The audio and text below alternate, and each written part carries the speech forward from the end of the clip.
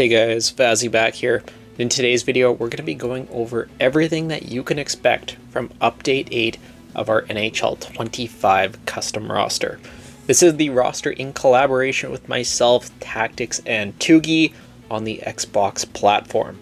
Originally, the plan was to just finish up with Update 7 and call it for NHL 25, but there was quite a few requests throughout the community that we bring one more update regarding the free agent frenzy, all the trades, and all the movement that has happened around the NHL. So like I said, this is available if you are an Xbox user. If you're seeing this video, you can download this file now. Best suggestion that I have is just go to the top, and if you see any of our prior updates, just hit Y on that. It should take you to a screen where you can see all the creator files, and that is where you will easily find Update 8. So with that being said, let's go jump into everything you can expect from this final update. Alright, so let's get into it. The big thing in this update obviously is going to be all the updated transactions. We put out an update just before the NHL draft, and there was quite a few moves that were happening around that time as well. But obviously in the past two and a half weeks, the NHL has kind of exploded as it normally does.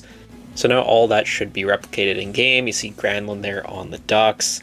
I'm not sure if there's anyone else too crazy here on Anaheim, but even just going, and I should say for guys like Granlund, you'll see year one, he has a $10 million salary. That's just to keep the Anaheim Ducks compliant for year one, and then his extension will go to the 7x3, which he got in real life. Sorting this by extensions, you can see everything that had to get added into this update. It was totally a mess getting everything in, getting it compliant, but it all should be 100% good to go once you download this file.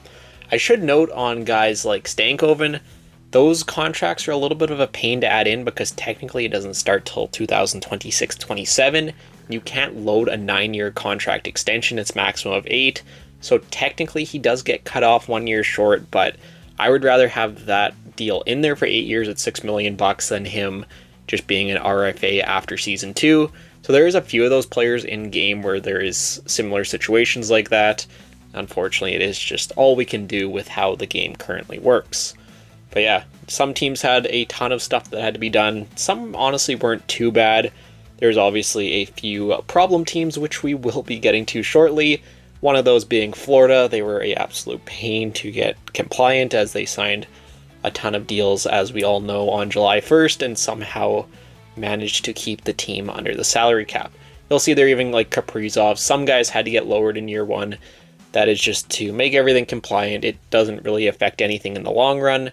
We do suggest playing with trades off, waivers off for the first season until you get to the 2025 NHL draft, and then turning all that stuff back on, and you should be good to go.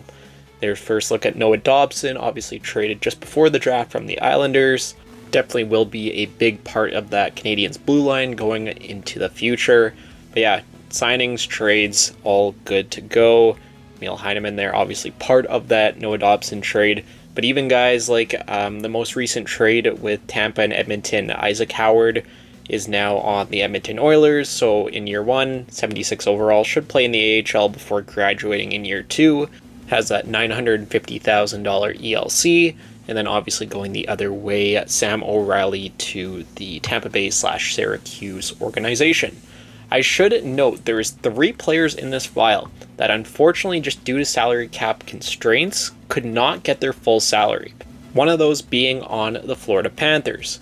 And they are about as close as you can get to being over. Unfortunately, Boquist was one of those 3. He was making 1.5. Unfortunately, that did have to go down to league minimum. That is literally how tight they are to the cap, and that's even with lowering Bobrovsky's $10 million in year 2. Yeah, they were just a pain to work with, but it all did end up getting sorted out. So yeah, I just did want to note that Florida, Boquist is going to be reduced a little bit in that extension, giving Florida a little bit of an advantage, is what it is at this point. And then in Vancouver, they have 2 players that had to have something similar happen to them. And Vancouver was in more of a tough spot just due to them signing 3 deals starting in 26-27, so technically that deal has to start a year early, and some of those cap hits were pretty high, like Garland making 6, Demko making 8.5. There's one other I'm forgetting, I believe. But yeah, unfortunately, Höglander was one of those guys. He has to make an ELC on his extension, as well as Demko, instead of making 8.5, that had to get reduced down to 6. And again, not ideal, but I would much rather see that than Besser on his extension making like 6.7 and Marcus Pettersson making 4.8 or whatever it is. Every single one that had an extension would get affected, and that's even with lowering Kane, Bluger, Forward. Vancouver is in a tough situation in game, and at this point in the year, you're never going to have a perfect file. Just not possible with how the game works and how it doesn't actually account for the added salary cap that is going up in the real world. So we did what we could, and hopefully you guys will enjoy it and understand those few select scenarios. And then something different that we did for players that didn't sign, we decided to just throw all those guys into free agency for the moment. So basically, if you load into a franchise mode, you'll have guys like Rosovic, Grzelcyk, assuming none of these guys signed before the update is released, they will appear in free agency. The one good thing with that is all these players that have tested it only ask for 1-year deals. But just say that Rosovic gets signed back by the Carolina Hurricanes somehow, that'll just be a 1-year deal, and then at the end of season 1 he will be a pending UFA once again. Just the best way of probably doing it, managing those contract limits, so that is where all those players currently are. So now we'll just go jump into a franchise mode here quickly. I'll show you guys everything in game. I'll show you some of those problem teams and how everything's looking and what you'll see when you jump into the mode.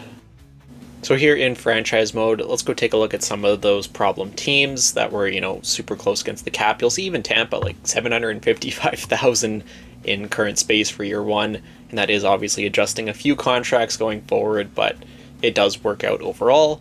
Going to like a team like Dallas. Dallas gave us a lot of trouble this year. Obviously, they moved out the Dumba contract, which did definitely give them a little bit of room, but everything is all good for year 1. You'll see the extensions, Rantanen still making his 12, Johnson making his full salary, everything looks good.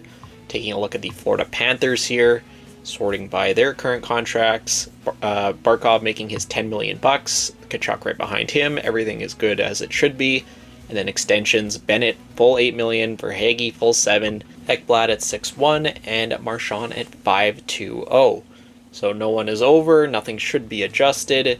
And then probably last 2 teams we'll look at here. Obviously Marner going from Toronto to Vegas, they were pretty over, we got them working right. And then Vancouver obviously was the probably biggest issue that we had. Besser, his full extensions in there, Garland, Pettersson, and then obviously Demko with his slightly reduced deal at $6 million for 4 more seasons. Honestly, with how messy everything is at this time of year, pretty happy with how it turned out, and everything is ready for you as soon as you download. But moving from transaction updates to the 2025 draft. So this is something we do every single update, and now that the 2025 draft is behind us, we went through and tried to update players' potentials to where they went in real life. Huge credit to Tukey for this. He went through, I'm pretty sure, the entire draft and re-rated all the potentials, overalls, to try and make it replicate real life a little bit more. Again, it's never going to be perfect. You can't get players to go exactly in the order that you want, but now they at least should, for the majority, be going in the correct round. Like I know a Mason West, I believe he was a high top 9, obviously was a first round pick of the Chicago Blackhawks, so now he gets a bump up to medium top 6 and hopefully appears in the first round, as well as a few other guys. And a few other examples, Caleb Desnoyers obviously going 4th, got a bump to medium elite. Brady Martin, high top 6, I think makes sense for him. So hopefully it makes a little bit more sense to what happened in the real draft. Outside of that, there was a few select new created players. Maxim Shabanov of the New York Islanders, obviously probably being the biggest example of that. He is now in the game. Salary cap compliance, we've gone over that quite a bit in the video. And then just continued rating adjustments. Sometimes when you're going through and adding in all the contracts, you just see something that doesn't really match up, and you're like, oh, maybe I missed that, whatever. So, like always, the continued rating adjustments will also be included in Update 8. But yeah, I think that's going to more or less be everything I wanted to cover in today's video. Just want to say a huge thanks for the insane support over the course of this year and another very successful year of putting out the custom roster. This was my 3rd year on YouTube, 4th year putting out a roster file. I think this year we saw over 70,000 downloads, which again, just huge thank you to all of you guys. Whether you downloaded a file, watched the video, left a comment, it all is just amazing, and thank you very, very much.